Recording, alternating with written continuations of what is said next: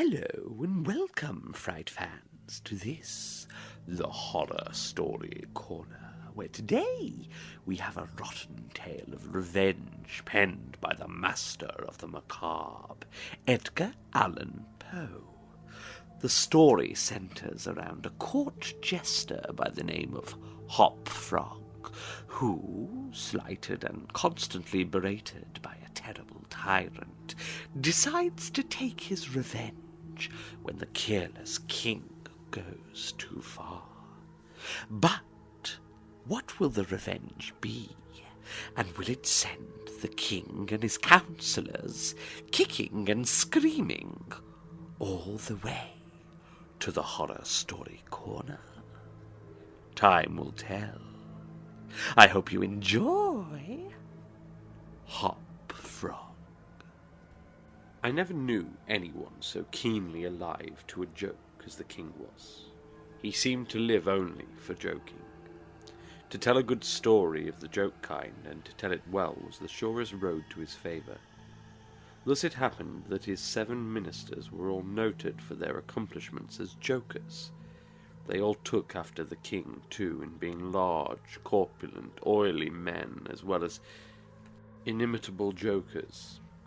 Whether people grow fat by joking, or whether there is something in fat itself which predisposes to a joke, I have never been quite able to determine, but certain it is that a lean joker is a rara avis in terris. About the refinements, or as he called them, the ghost of wit, the king troubled himself very little. He had an especial admiration for breadth in a jest, and would often put up with length for the sake of it. Over niceties wearied him. He would have preferred Rabelais Gargantua to the Zadig of Voltaire, and upon the whole practical jokes suited his taste far better than verbal ones. At the date of my narrative, professing jesters had not altogether gone out of fashion at court.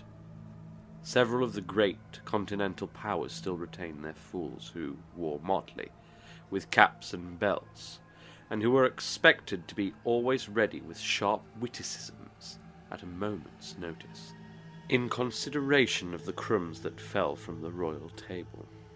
Our king, as a matter of course, retained his fool. The fact is, he required something in the way of folly, if only to counterbalance the heavy wisdom of the 7 wise men who were his ministers, not to mention himself. His fool, or professional jester, was not only a fool, however.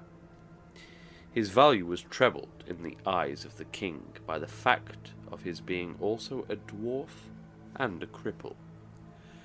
Dwarfs were as common at court in those days as fools, and many monarchs would have found it difficult to get through their days.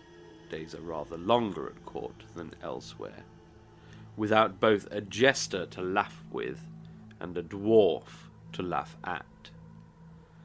But, as I have already observed, your jesters, in 99 cases out of 100, are fat, round, and unwieldy, so that it was no small source of self-gratulation with our king that, in Hop Frog, this was the fool's name, he possessed a triplicate treasure in one person.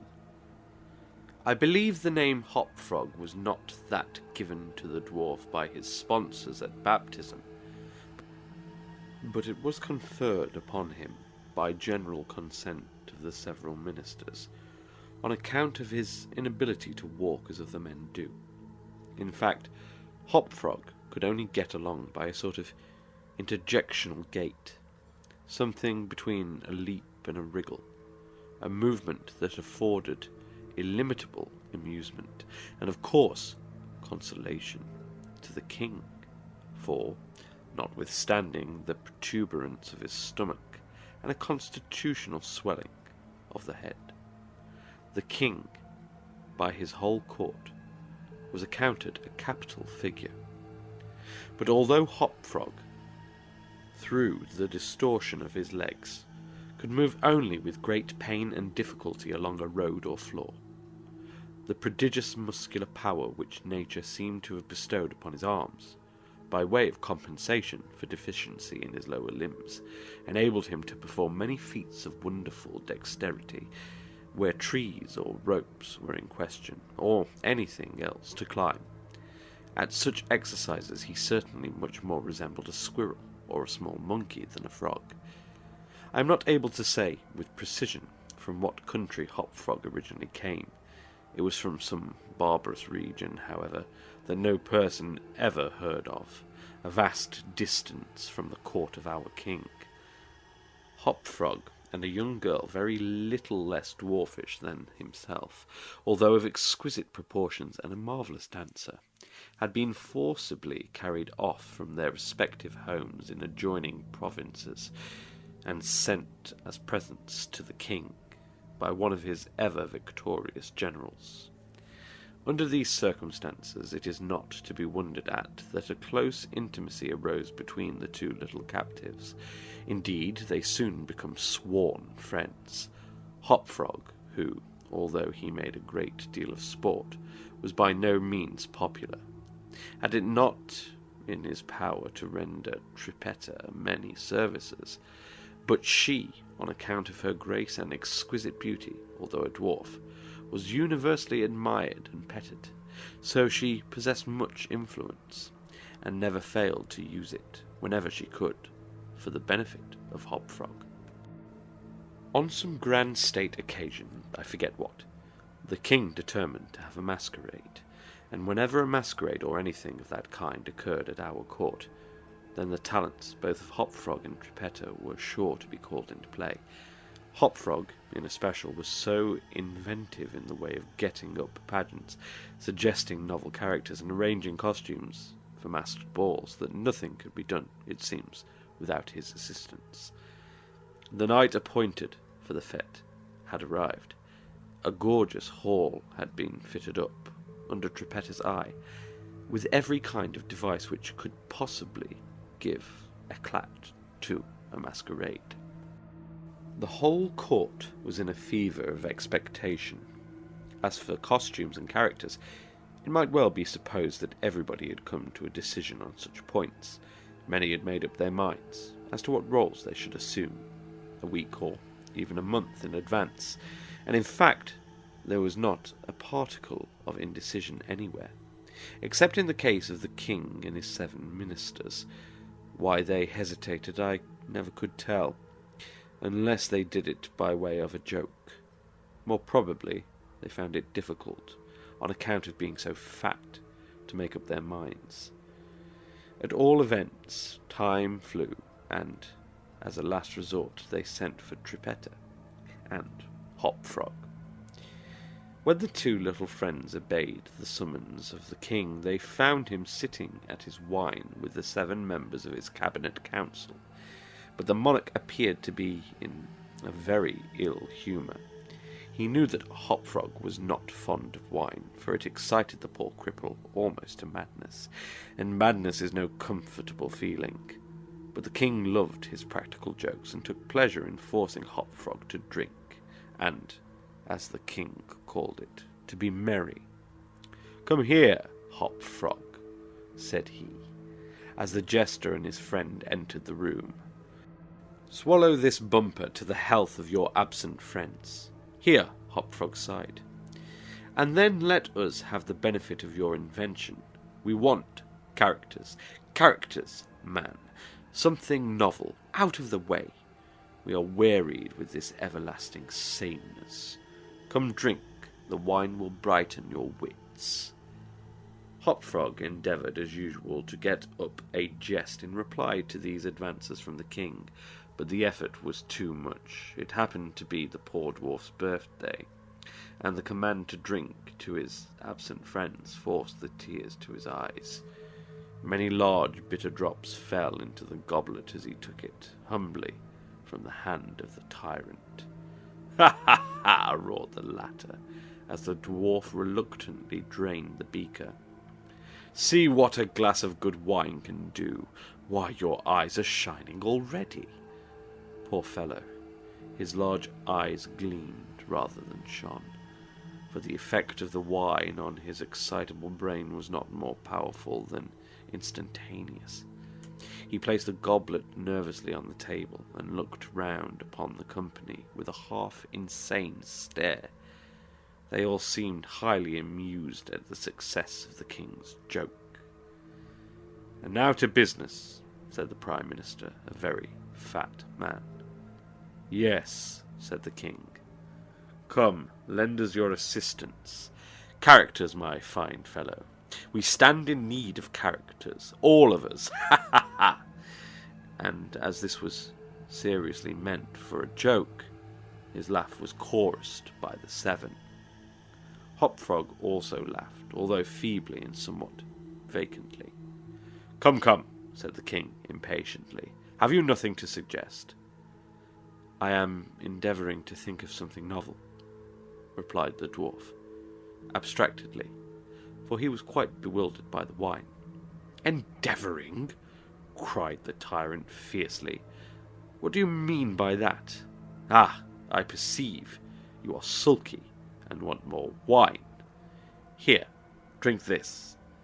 And he poured out another goblet full and offered it to the cripple, who merely gazed at it, gasping for breath.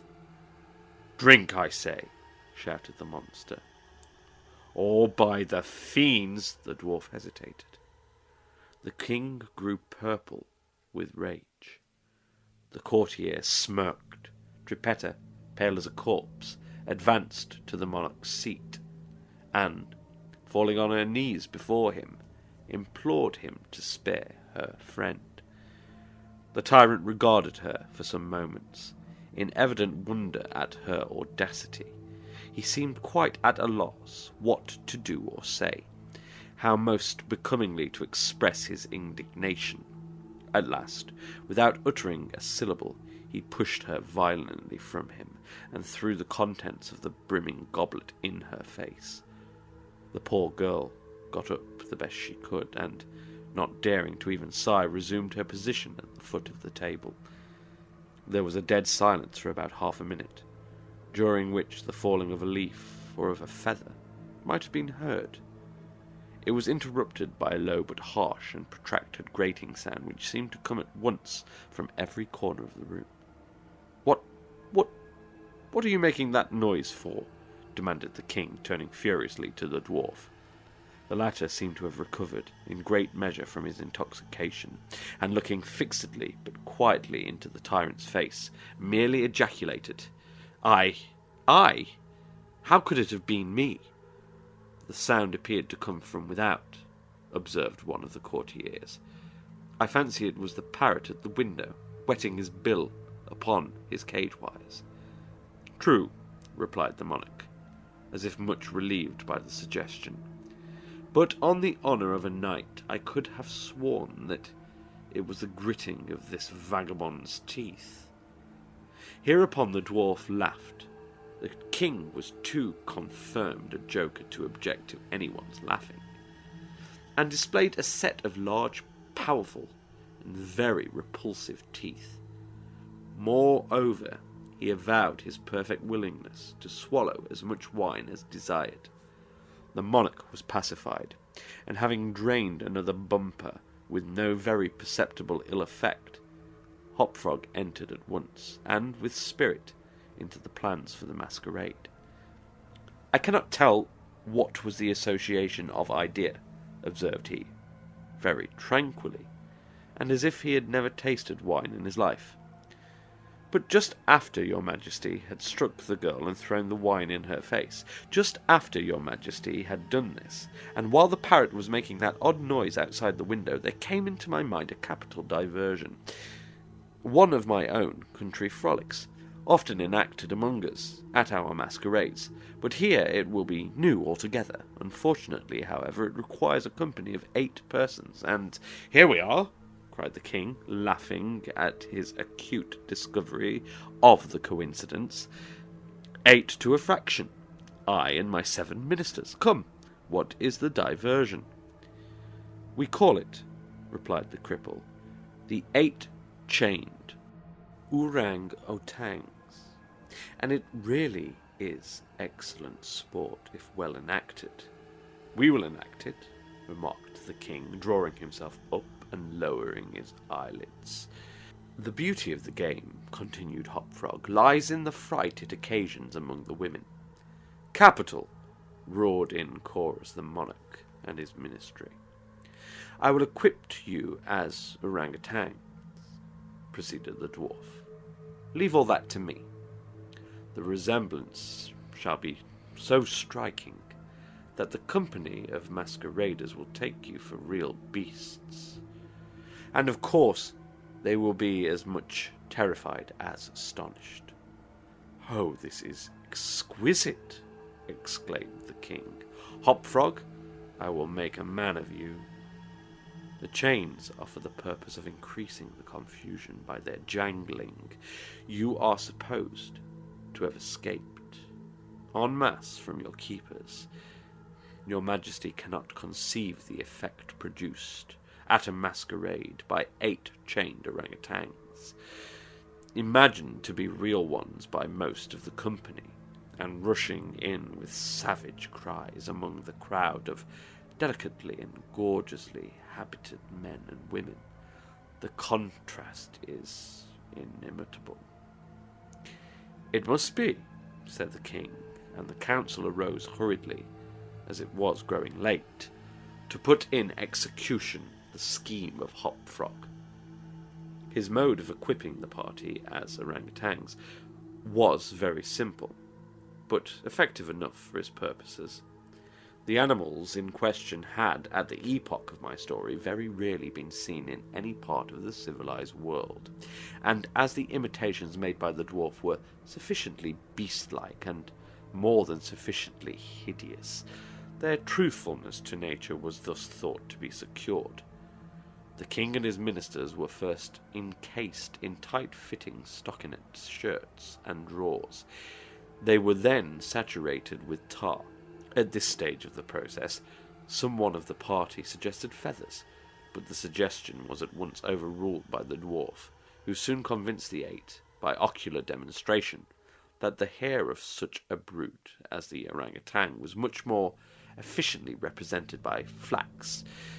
A thick coating of the latter was accordingly plastered upon the coating of tar. A long chain was now procured. First it was passed about the waist of the king, and tied, then about another of the party, and also tied, then about all successively in the same manner. When this chaining arrangement was complete, and the party stood as far apart from each other as possible, they formed a circle, and to make all things appear natural, Hopfrog passed the residue of the chain in 2 diameters, at right angles across the circle, after the fashion adopted at the present day by those who capture chimpanzees or other large apes in Borneo. The grand saloon in which the masquerade was to take place was a circular room, very lofty, and receiving the light of the sun only through a single window at top. At night, the season for which the apartment was especially designed, it was illuminated principally by a large chandelier, depending by a chain from the centre of the skylight, and lowered or elevated by means of a counterbalance as usual. But in order not to look unsightly, this latter passed outside the cupola and over the roof. The arrangements of the room had been left to Trippetta's superintendence, but in some particulars it seemed she had been guided by the calmer judgment of her friend the dwarf. At his suggestion, it was that, on this occasion, the chandelier was removed, its waxen drippings, which, in weather so warm, it was quite impossible to prevent, would have been seriously detrimental to the rich dresses of the guests, who, on account of the crowded state of the saloon, could not all be expected to keep from out its centre, that is to say, from under the chandelier.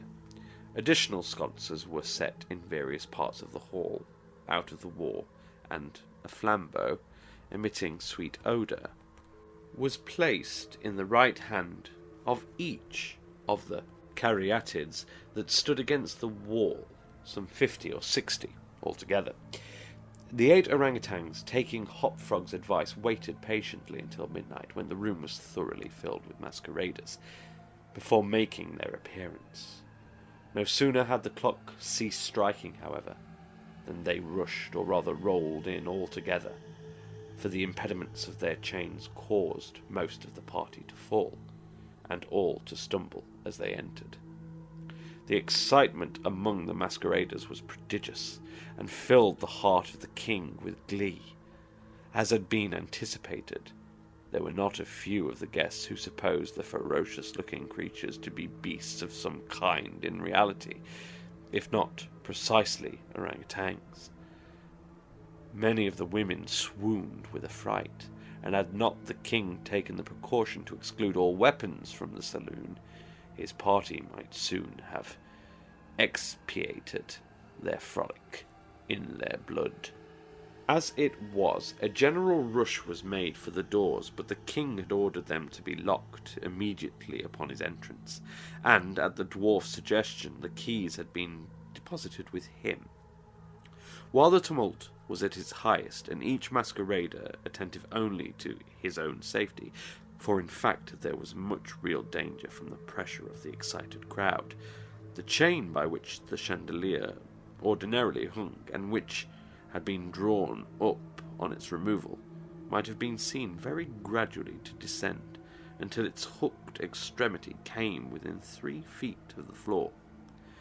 Soon after this, the king and his 7 friends, having reeled about the hall in all directions, found themselves at length in its centre, and, of course, in immediate contact with the chain.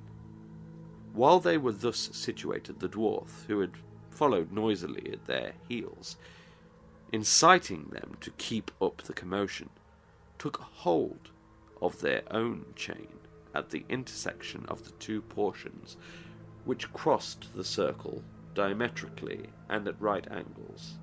Here, with the rapidity of thought, he inserted the hook from which the chandelier had been wont to depend, and in an instant, by some unseen agency, the chandelier chain was drawn so far upward as to take the hook out of reach, and, as an inevitable consequence, to drag the orangutans together in close connection and face to face. The masqueraders by this time had recovered, in some measure, from their alarm, and, beginning to regard the whole matter as a well-contrived pleasantry, set up a loud shout of laughter at the predicament of the apes. "Leave them to me!" now screamed Hopfrog, his shrill voice making itself easily heard through all the din. "Leave them to me. I fancy I know them. If I can only get a good look at them, I can soon tell who they are." Here, scrambling over the heads of the crowd, he managed to get to the wall, when, seizing a flambeau from one of the caryatids, he returned, as he went, to the centre of the room, leaping, with the agility of a monkey, upon the king's head, and thence clambered a few feet up the chain, holding down the touch to examine the group of orangutans, and still screaming, "I shall soon find out who they are." And now, while the whole assembly, the apes included, were convulsed with laughter, the jester suddenly uttered a shrill whistle, when the chain flew violently up for about 30 feet, dragging with it the dismayed and struggling orangutans, and leaving them suspended in mid-air between the skylight and the floor. Hopfrog, clinging to the chain as it rose, still maintained his relative position in respect to the 8 maskers, and still, as if nothing were the matter, continued to thrust his torch down toward them, as though endeavouring to discover who they were. So thoroughly astonished was the whole company at this ascent, that a dead silence of about a minute's duration ensued. It was broken by such a low, harsh, grating sound as had before attracted the attention of the king and his councillors, when the former threw the wine in the face of Trippetta. But on the present occasion there could be no question as to whence the sound issued. It came from the fang-like teeth of the dwarf, who ground them and gnashed them as he foamed at the mouth and glared with an expression of maniacal rage into the upturned countenances of the king and his 7 companions. "Aha!" said, at length, the infuriated Jester. "Aha! I begin to see who these people are now." Here, pretending to scrutinize the king more closely, he held the flambeau to the flaxen coat which enveloped him, and which instantly burst into a sheet of vivid flame. In less than half a minute the whole 8 orangutans were blazing fiercely, amid the shrieks of the multitude who gazed at them from below, horror-stricken and without the power to render them the slightest assistance. At length the flames, suddenly increasing in virulence, forced the Jester to climb higher up the chain, to be out of their reach, and as he made this movement the crowd again sank, for a brief instant, into silence. The dwarf seized his opportunity and once more spoke. "I now see distinctly," he said, "what manner of people these maskers are. They are a great king and his 7 privy councillors. A king who does not scruple to strike a defenceless girl, and his 7 councillors who abet him in the outrage. As for myself, I am simply Hopfrog, the Jester, and this is my last jest."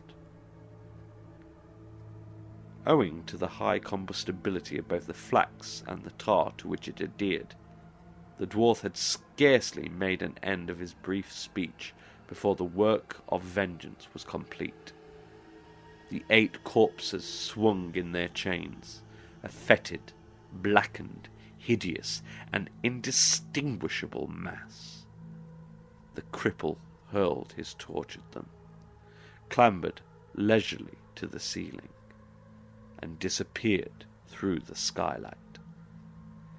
It is supposed that Trippetta, stationed on the roof of the saloon, had been the accomplice of her friend in his fiery revenge, and that together they effected their escape to their own country, for neither was seen again.